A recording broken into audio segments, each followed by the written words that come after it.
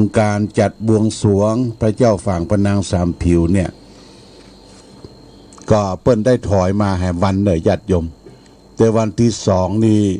วันพุธที่สองนี่ติดคัดหลายอย่างทางเทศบาลทางผู้จัดการบริหารเกี่ยวกับกิจกรรมไหว้สาบารมีเพิ่นเลื่อนมาเป็นวันที่หนึ่งวันนี้เด้อญาติโยมนะวันที่หนึ่งวันนี้เลื่อนมาเป็นวันอังคารวันนี้ก็กำหนดการดังนี้คือว่าวันที่อังคารที่หนึ่งเดือนมิถุนายน2564เนี่ยก็เวลา7 โมงเจ้า7:00 น.ขึ้นเต้าทั้ง4อันนี้พออาจารย์นันชัยวงศ์ก็ได้ขึ้นเต้าทั้ง4เรียบร้อยแล้วก็เวลา8 โมงเนี่ยยังมีเวลาอยู่ญาติโยมนะ8:00 น.นายกเทศมนตรีเทศบาลตำบลเวียงฝางรองนายกสมาชิกเทศบาลหัวหน้าส่วนราชการกำนันผู้ใหญ่บ้านประธานชุมชนพร้อมกันณบริเวณลานอนุสาวรีย์พระเจ้าฝางพระนางสามผิวเวลา8:30 น8 โมงครึ่งจะเป็นพิธีสงฆ์เลยญาติโยมคณะสงฆ์จำนวน10 รูปได้เดินทางมาบริเวณพิธีนายอำเภอฝางประธานพิธีจุดธูปเทียนบูชาพระรัตนตรัยอาราธนาศีลพระสงฆ์ให้ศีลถวายจตุปัจจัยทายธรรมประธานในพิธีกรวดน้ำรับพรพระสงฆ์ประพรมน้ำพระพุทธมนต์เป็นเซตพิธีสงฆ์และการพิธีเปิดญาติโยมนายกเทศมนตรีตำบลเวียงฝางกล่าวรายงานจัดงานท่านนายอำเภอฝางประธานพิธีกล่าวเปิดงาน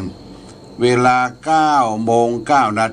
พิธีบวงสรวงในญาติโยมประธานในพิธีถวายเครื่องสักการะร้านนาก็มี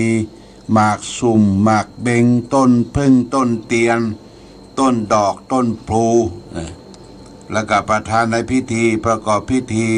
วางพวงมาลัยสักการะถวายมาลัยพระกรอนุสาวรีย์พระเจ้าฝางพระนางสามผิวหัวหน้าส่วนราชการสภาวัฒนธรรมอำเภอฝางแขกผู้มีเกียรติและก็ญาติโยมประชาชนทั่วไปถวายเครื่องสักการะพระกรตามลำดับแล้วก็มีการฟ้อนถวายการฟ้อนถวายโดยคณะกลุ่มสตรีแม่บ้านของวัดพระบาอุดมหมู่ที่3กล่าวรำอวยพรถวายแด่ดวงวิญญาณพระเจ้าฝางพระนางสามผิวก็เป็นเซตพิธีแต่ญาติโยมนะพิธีบวงสรวงในวันที่1แล้วญาติโยมวันที่1วันนี้ไปมาวันนี้ก็จะได้โชคได้ใจใหญ่หลวงเนอะ มาวันนี้วันที่2วันพรุ่งนี้ก็ทางการมามีละเป็นทางการแต่ใครจะมาไหว้มาศาลแล้วก็มาได้อยู่ญาติโยมแล้วก็วันที่3นี่ตรงกับเดือน9เดือนแรม8 ค่ำอันนั้นเป็นพิธีประเพณีส่งน้ำพระธาตุพระบาทพระเจ้าละแข่งส่งน้ำอนุสาวรีย์ครูบาเจ้าศรีวิจัยส่งน้ำครูบาธรรมทินอันนั้นก็จะเป็นพิธีของต่างวัดได้จัดขึ้นเป็นประจำทุกปีนี้ก็พิธีก็จัดเป็นการภายในเรียกว่า New Normal จัดเป็นการภายในหัววัดต่างๆเขาก็บ่มีนักญาติโยมก็เพียงแต่นิมนต์ใกล้ๆเจ้าคณะตำบลเวียงเขต1เขต2เขต3ครูบาอาจารย์แห่ง2-3 รูปพร้อมโดยพระสงฆ์องค์เนรในวัดนี่ก็ปาเข้าไปประมาณ30 กว่ารูปละญาติโยมนี่ก็จะทำบุญตั้งแต่7 โมงครึ่งวันพุธว่าวันที่3เนี่ย7 โมงครึ่งวัน8 ค่ำนะ7 โมงครึ่งไปถึง9 โมงก็เป็นเซตพิธีนี่แจ้งให้ญาติโยมท่านสาธุชนทั้งหลายได้รับทราบว่าพิธีกิจกรรมไหว้สาบารมีพระเจ้าฝางพระนางสามผิวจะเริ่มวันนี้เนี่ยวันที่1วันอังคารที่1 มิถุนายนวันนี้ตั้งแต่8 โมง 8 โมงพระสงฆ์มาพร้อมกัน8 โมงครึ่งก็จะเป็นพิธีส่งถวายเป็นทักษิณาทานแก่ดวงวิญญาณพระเจ้าฝางพระนางสามผิวต่อไปจนเสร็จพิธีบวงสรวงมีท่านนายอำเภอเป็นต้นเป็นประธานและก็เจ้าภาพจัดการจัดงานก็มีเทศบาลตำบลเวียงฝางมีท่านนายกฐานิชกมลรัตนาได้มาเป็นพลกล่าวรายงานจัดการจัดงานทุกอย่างพร้อมโดยพี่น้องประชาชนเชิญชวนทุกท่านมาร่วมพิธีกันในวันนี้วันที่1แล้วก็วันที่3ก็ดังที่บอกแล้วว่าเป็นงานประเพณีเป็นวันศีลเดือน9เดือนแรม8ค่ำวันที่3นั้นเป็นวันศีลก็แจ้งให้ญาติโยมท่านสาธุชนใครที่รับเป็นเจ้าภาพเจ้าศรัทธาที่จะถวายจตุปัจจัยทายทานแด่พระสงฆ์ในวันศีลนั่นก็มาถวายทานได้เอามาจุมกันกับประมาณสัก7 โมงเกินในช่วงนี้ญาติโยมมาจุมกันละ8 โมงก็จะเริ่มพิธีนิมนต์พระเจ้าประสงค์เจริญพระพุทธมนต์ถวายจตุปัจจัยอาหารบิณฑบาตประสงค์อนุโมทนาก็เป็นเซตพิธีถวายข้าวกับถวายทายทานเวลา9 โมงเนี่ยยังจ้าก็9 โมงเป็นเซตพิธีในงานประเพณีส่งน้ำพระธาตุพระบาทพระเจ้าระแข่งครูบาเจ้าศรีวิจัยครูบาธรรมทินนะญาติโยมที่วัดพระบาทอุดมในวันเดือน9เหนือแรม8ค่ำวันที่3เลยญาติโยมก็อนุโมทนาสาธุกับเจ้าภาพที่ได้ให้ได้หอมเป็นเจ้าภาพกันยอดปัจจัยถวายทรงพระเนรมีคุณแม่เกษรชาญสัจมร 1,000 บาทนายสมบูรณ์นางพิกุล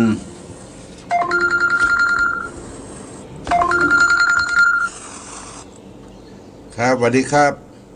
หลวงพ่อครับครับวันที่3นิมนต์มาเสียศพน้องกันนะครับโอ้ได้แล้วที่ส่งน้ำนะครับครับได้ครับขอบคุณครับวันนี้นิมนต์ตนไงแต่วันนี้มันครับแล้วทุกจับไปครับเป็นนักต่อไปยังไงครับโอ้ได้ครับ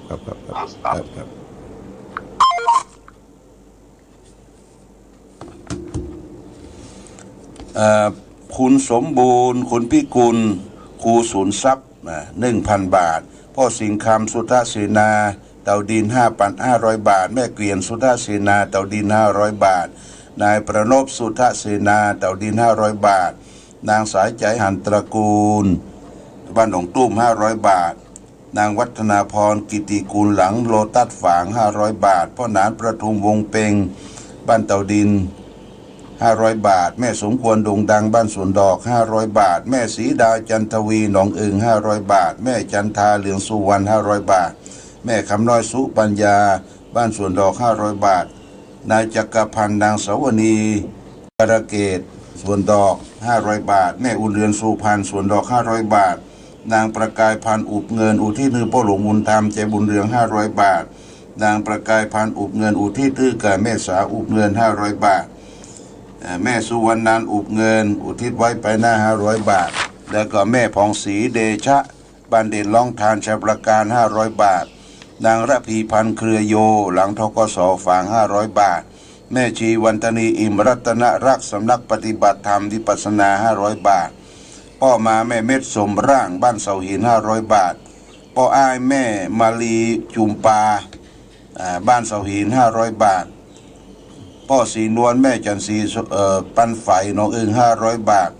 นายธนพัฒน์นางยุพินชัยวุฒิ500 บาทแม่เพนพรชัยเกศสวนดอก500 บาทนางสัศนีชัยเกศสวนดอก500 บาทคุณอำนวยทองชัยสวนดอก500 บาทคุณครูที่ดินดาวที่ดินรัตนดาวสันปยาง500 บาทพ่อหมออินทร์แม่จงดีเชื้อกันทาสัสาของน้อย500 บาทแม่บัวพัดกุลันแม่ศูนย์น้อยแม่ศูนย์ต้นซ่านโทษ500 บาทแม่ดาคำพิละเต่าดิน500 บาทแม่รำดวนเป่งแก้วเต่าดิน500 บาทนายจำรองนางบางออนคำพิละบ้านเต่าดิน500 บาทนายสงวนนางอุไรปัญญาแก้วบ้านเต่าดิน500 บาทพ่อจรูนแสนใจยาบ้านสวนดอก500 บาทแล้วก็มี คุณธัญรัตน์คุณธัญรัตน์500 บาทคุณจรัตน์กาวีแล้วก็พ่อแก่นท่าเป่งแห่ม500 บาทอนุโมทนาสาธุทุกท่านเนอะญาติโยมก็ได้มาประเคนจตุปัจจัยทายทานร่วมกันณที่วิหารศาลาการประเรียนของวัดพระบาอุดมในวันที่3 เดือน9เหนือแรม8 ค่ำเป็นงานประเพณีส่งน้ำพระธาตุพระบาทพระเจ้าละแข่งแบบนิวนอร์มอนแบบเป็นการภายในญาติโยมนะเป็นการภายในญาติโยมก็เตรียมเม็ดเตรียมตะข่ายปิดปากปิดจมูกทางวัดก็จะได้เตรียมเจลล้างมืออย่างไว้ทำป้องกันโควิดร่วมด้วยช่วยกันนะญาติโยมวันนี้ก็จะไปลืมเด้อวันนี้ก็ที่บริเวณลานอนุสาวรีย์พระเจ้าฝางเอาละญาติโยมท่านสาธุชนก่อนจากกันก็จะมีธรรมะมาฝากคือแก่ญาติโยมธรรมะที่จะได้นำมาฝากในวันนี้ว่าครองสันติสุขครองสันติสุขนั่นเป็นจะใดเปิ้นก็บอกว่าในกระบวนของความสุขนั้นความสงบเป็นยอดแห่งความสุขทั้งปวงหรือจะว่าความสุขที่แท้จริงก็อยู่ที่ความสงบก็ถูกเพราะว่าคนเราจะประสบการงานอันหยังล้วนแต่คือเป็นไปเพื่อความสงบสุขเป็นจุดหมายปลายทางทั้งนั้นเพราะเมื่อความต้องการอันใดก่อตัวขึ้นในใจแล้วคนเราจะอยู่บ่เป็นสุขเลยถ้าบ่ได้ความต้องการนั้น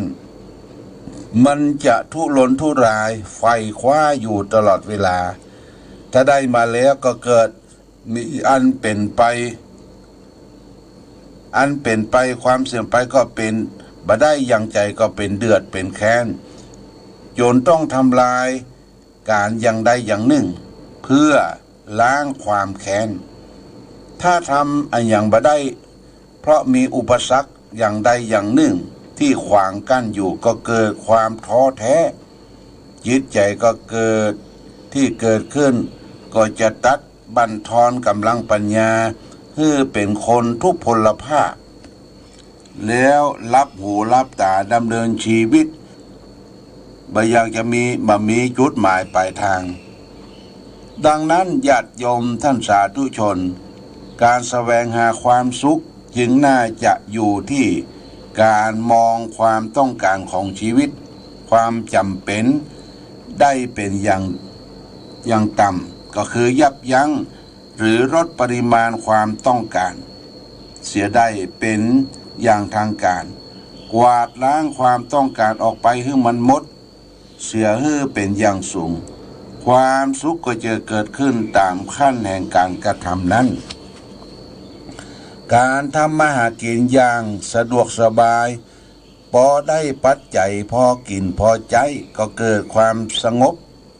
ในด้านการครองชีพทำมาหาเลี้ยงชีพการดับความต้องการที่เกินประมาณออกเหี่ยพ่องก็จะเกิดความสงบทางจิตใจได้ขั้นชั้นต่ำการดับความต้องการทุกสิ่งทุกอย่างเสียได้ทำให้เกิดความสงบด้วยประการและทั้งปวงนัตถิสันติปรังสุขขังความสุขอื่นยิ่งกว่าความสงบไม่มีนี่เป็นพุทธภาษิตนะญาติโยมนะนี่เป็นพุทธภาษิตอันนี้ก็ฝากไว้เป็นหลักคิดญาติโยมท่านสาธุชนทั้งหลายว่าความสงบสุขนั่นน่ะคือความสุขความสงบคือความสุขอย่างยิ่งเพราะฉะนั้นจะสังเกตว่าคนที่บ่ต้องการที่อยู่กับผู้คนพลุกพล่านแออัดยัดเยียดจอกจักจอแจเปิ้นจะปลีกตัวคำว่าปลีกตัวนี่คือปลีกวิเวกญาติโยมปลีกวิเวกมี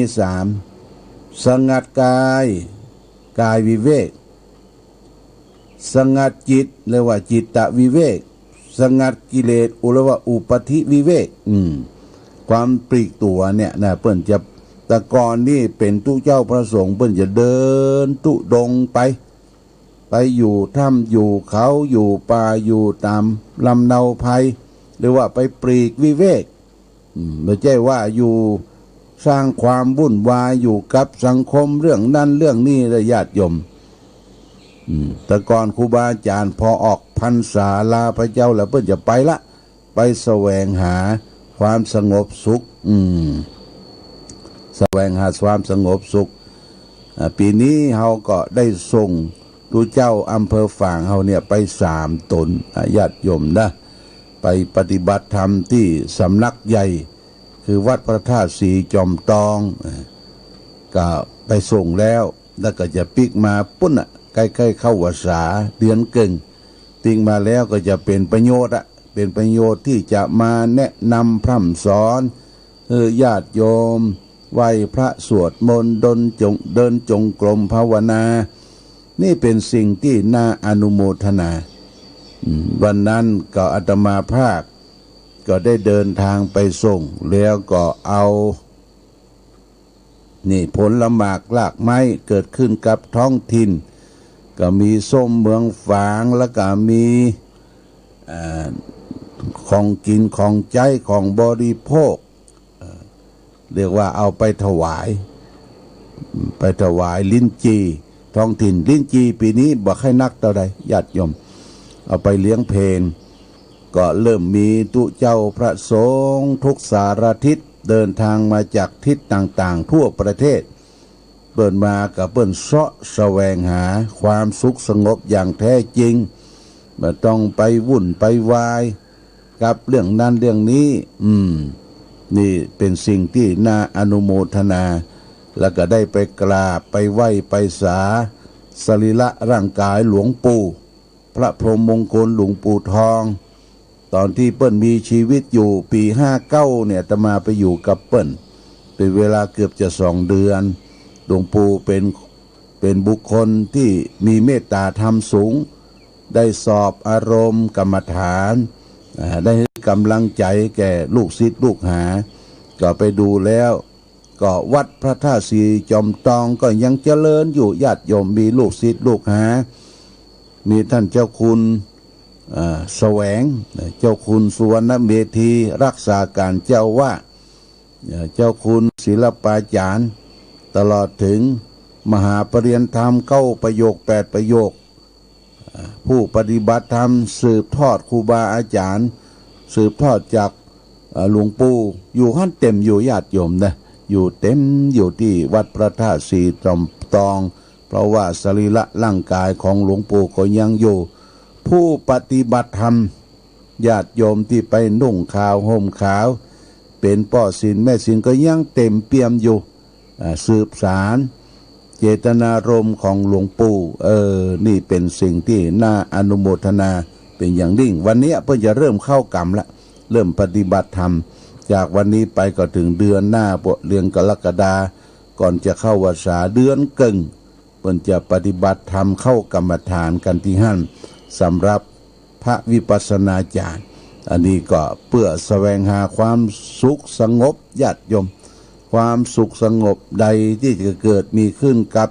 ตนตัวเฮาต้องเสาะแสวงหาไม่ใช่ไปไว้วุ่นวายเรื่องนั้นเรื่องนี้มันจิปาทะญาติโยมนะจิปาทะทำให้เกิดความเดือดร้อนวุ่นวายทีนี้ก็มาวกถึงความเป็นอยู่ของเราและท่านทั้งหลายว่าภาวะการปัจจุบันโรคโควิด-19เนี่ยก็ยังบาดจางบาดสร้างบาหายเตือนญาติโยมต้องเฝ้าระวังต้องปิดปากปิดจมูกไปที่ไหนต้องระมัดระวังทุกฝีก้าวประเด็นนี้เฮาบ่หันตัวมันปิวว่อนไปในอากาศในที่ชุมชนไปที่ไหนก็ต้องกาดอย่าตกกาดอย่าตกถ้าเปิ้นแนะนำไปฉีดวัคซีนป้องกันโควิด-19ก็ได้ไปได้ถามไปลงทะเบียนไว้เปิ้นแนะนำอย่างใดเฮาก็ไปตามนั้นเปิ้นจะป้องกันภูมิต้านทานของหมู่ของพวกเปิ้นฉีดเฮาบ่ฉีดมันก็แปลกปลอมอยู่กับกัน เดี๋ยวเกิดโรคภัยไข้เจ็บเกิดขึ้นมาเขาจะป้องกันตัวลำบากอันนี้ก็แจ้งให้ญาติโยมท่านสาธุชนทั้งหลายได้รับทราบมาณโอกาสนี้เอาละญาติโยมท่านสาธุชนเดี๋ยวตุเจ้าพระสงฆ์จำนวน10 รูป